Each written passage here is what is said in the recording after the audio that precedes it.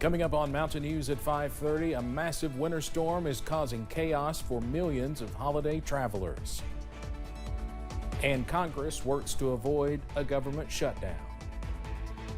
And an active night of weather is on tap across the mountains as an Arctic front pushes through the region. I have that full first alert forecast coming up as Mountain News at 5:30 starts now.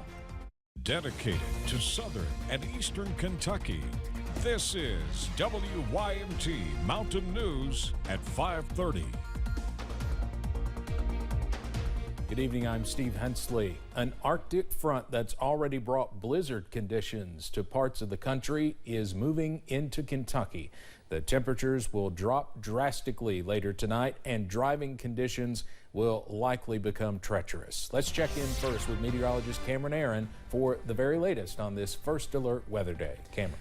Yes, Steve, we are already tracking some snow over portions of western Kentucky and some below zero temperatures over portions of Missouri, and that is all pushing off towards the east into our direction. Let's go over to Buffalo Mountain this evening. A beautiful sunset back in the distance. Current temperature 46 degrees, so be sure to enjoy this relatively mild weather while you can because a major cool down is on the way. Upper 40s for most of us, 48 for Jackson and London, 46 for Somerset, and 51 this evening in Manchester. The good news, most of us are dry on radar, but back to the west. That rain snow line inching closer and closer into portions of western Kentucky. And notice that darker blue, that's some of that heavier snow that we will have to watch out for as we go later on into tonight. But the big story with this system, the dramatically cold temperatures behind that front. We go from the 40s in Louisville to barely above zero in St. Louis, and we're below zero in Springfield. And that air is moving into our direction, and that is why a first alert weather day is in effect, and that will last through your Christmas holiday weekend as dangerous cold continues. That full first alert forecast coming up in just a little bit. Steve? All right, Cameron, thank you. The powerful winter storm is threatening holiday travel plans for millions of Americans. The National Weather Service is calling it a once-in-a-generation storm that will produce blizzard conditions from the central to eastern U.S. About 3 million people are booked on about 47,000 scheduled flights today, making it one of the busiest travel days of the year. CBS's Bradley Blackburn reports from LaGuardia Airport. It's a race to the gates at airports across the country, with Mother Nature in hot pursuit. Was a little nervous about getting caught in the snow. My flight should be early enough that I can make it out. We have all boarding passes up. Millions of travelers scrambled to reach their destinations Thursday, battling what's being called a once-in-a-generation winter storm. It's our first time flying with the little one, so it's a little extra anxiety coming in. This mother-daughter duo from Australia got stuck trying to get home after a trip to New York City. Our flight yesterday was cancelled, and instead of arriving 23rd of December, I'm hoping to arrive Christmas Eve. Thousands of flights were canceled nationwide, most of them at airports in Denver and Chicago. American, Delta, and other major airlines are waiving some change fees to encourage travelers to avoid the storm. But many planes are already packed, making it difficult to find empty seats. It's no better on the roads. The Minneapolis-St. Paul region saw record snowfall Wednesday, while icy conditions led to this crash in Iowa. President Biden issued a warning as temperatures across the Central High Plains plummeted 50 degrees in just a few hours. It's not like a snow day, you know, when you're a kid. This is serious stuff.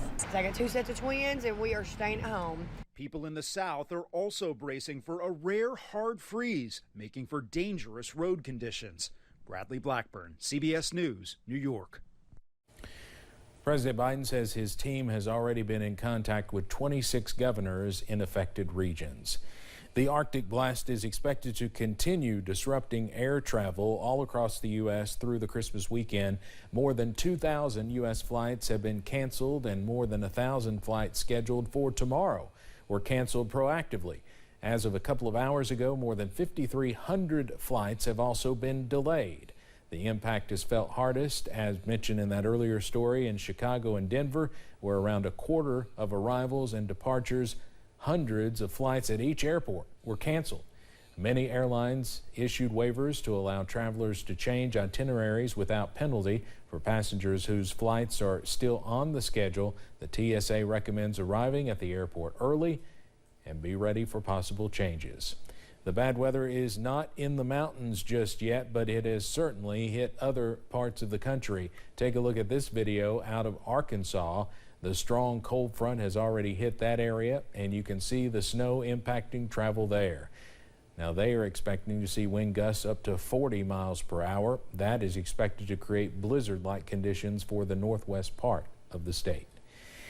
Heating bills are burning a bigger hole in American wallets. The National Energy Assistance Directors Association says the average cost of keeping a house warm this winter is about $1,200. That's a 17% increase from last year. Analysts say surging prices for natural gas and electricity are the main factors. This comes as a once-in-a-generation winter blast is blanketing much of the country. The National Weather Service says more than 100 million people are under winter weather and wind chill alerts. About 1 out of every 6 U.S. families are behind on their utility bills. In other news tonight, Congress is on the verge of avoiding a government shutdown again. The massive spending will keep the government open through September of next year. It also avoids punting it off to the next session of Congress, which begins in January. CBS's Willie James Inman has more from Capitol Hill. The Senate has passed a $1.7 trillion spending bill. $42 billion in aid to Ukraine, $27 billion for victims of natural disasters.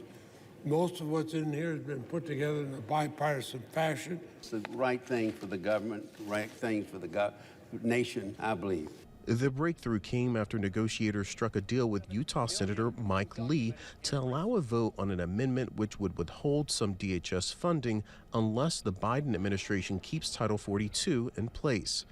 Title 42 is the pandemic-era measure that allows migrants to be kept out of the country on public health grounds. During our recent border crisis, Title 42 has become the only sustained control we have over illegal immigration.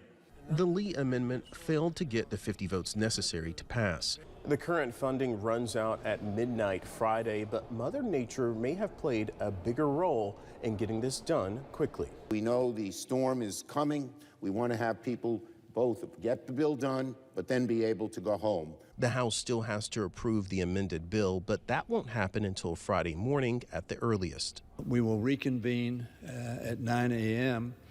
and votes will be conducted as soon thereafter as we are ready to do so.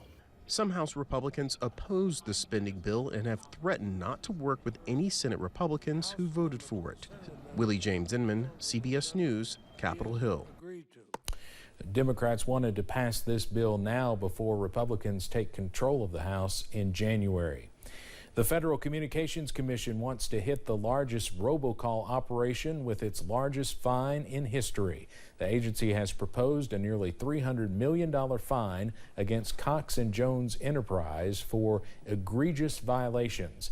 They say Roy Cox Jr. and Michael Aaron Jones ran an operation which made more than 5 billion calls in 3 months. That's enough to call each person in the United States 15 times. The calls involved an auto warranty scam using pre-recorded calls to press consumers to speak to a warranty specialist. I'm sure you've probably gotten one of those. Many of the calls were international, but the number was spoofed to look like a local call. In July, the FCC issued a notice and order to all American-based voice service providers, calling on them to stop carrying specified traffic related to the auto warranty scam robocalls. Coming up on Mountain News at 5:30, retirement might not be at the top of your mind, but experts say now is the time to reevaluate your savings. We'll have some expert advice on why just a little could mean a lot. And a first alert weather day continues as major changes are right around the corner. All those details coming up next.